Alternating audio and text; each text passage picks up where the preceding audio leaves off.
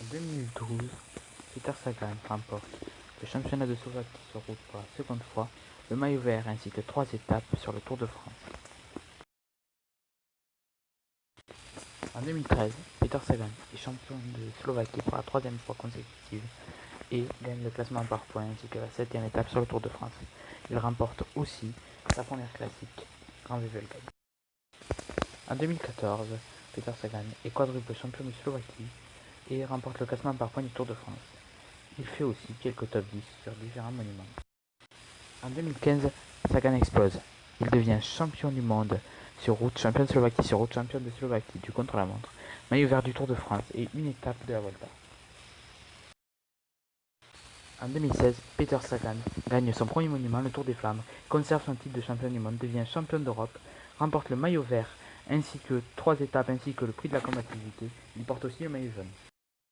En 2017, Sagan perd le maillot vert sur le Tour à cause d'une disqualification après avoir remporté une étape.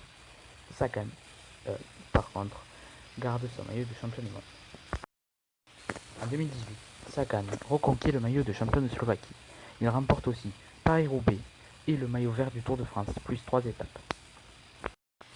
En 2019, Sagan égalise Eric Zabel avec un 7e maillot vert, ramené sur les champs, ainsi qu'une étape.